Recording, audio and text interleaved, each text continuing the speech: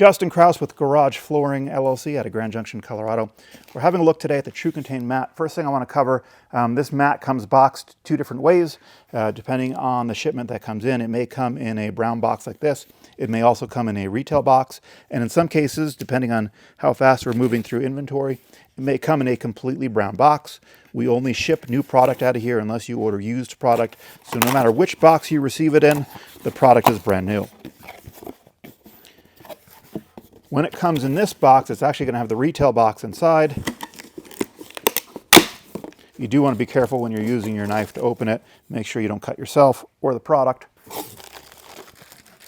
Inside the package, you are going to have some Velcro strips. We'll cover that in a minute. You're going to have a squeegee head. You will not have a handle. The handles that come with the competitors' products, the handles that we can get out of China that kind of collapse into the box, they're junk. They're going to fall apart. Go get a wooden handle at Lowe's or Home Depot, True Value, or Ace. Put those aside for a second.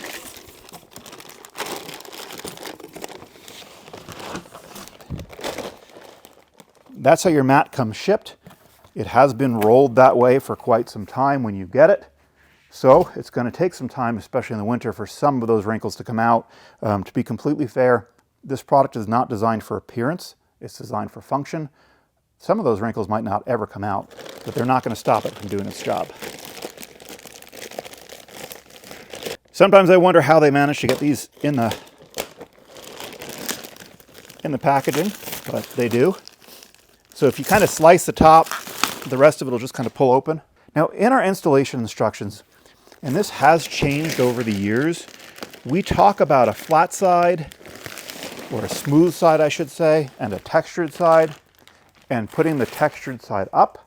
It doesn't make a whole lot of difference. We do find that the textured side provides a little bit better traction.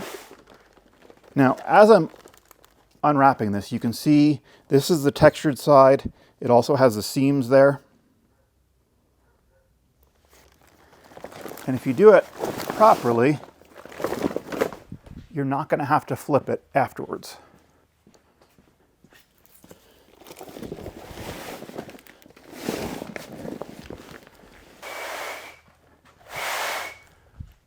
And that's basically what the mat's going to look like when you first roll it out. Now, there are a couple things that will help get this mat kind of ready for its initial use. The first thing is, if you get two people, right? So we're not going to actually do this today, but just to kind of show you. And if you walk around and tug on opposing corners, that's going to help straighten this out a little bit. The other thing that you can really do carefully is take a bucket of hot water and dump it onto the middle of the mat, being careful not to burn yourself, and then allowing that to sit there for a minute just to give it a little bit of time to relax because it is kind of cold out there. Okay, so real quick,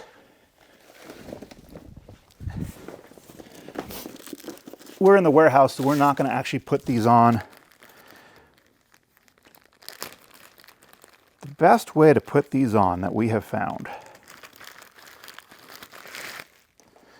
like any Velcro, you've got a male side and you've got a female side. They're kind of pre-stuck together in a lot of cases in the package. So what I would do is I would take like an alcohol wipe, clean this off, and stick it onto the mat. And I would do that on all four sides. Then I would take a hairdryer on low and I'd warm that area up and then just let it sit for a little bit. Next, I would take this and I would fold it out. Once I have it where I want it on the concrete, I would clean that spot in the concrete, set it down. Then I would detach the two so you have just the piece on the concrete, and I would again heat that with a hairdryer and do that on all four sides. Again, Justin Krauss with Garage Flooring LLC. Have a great day.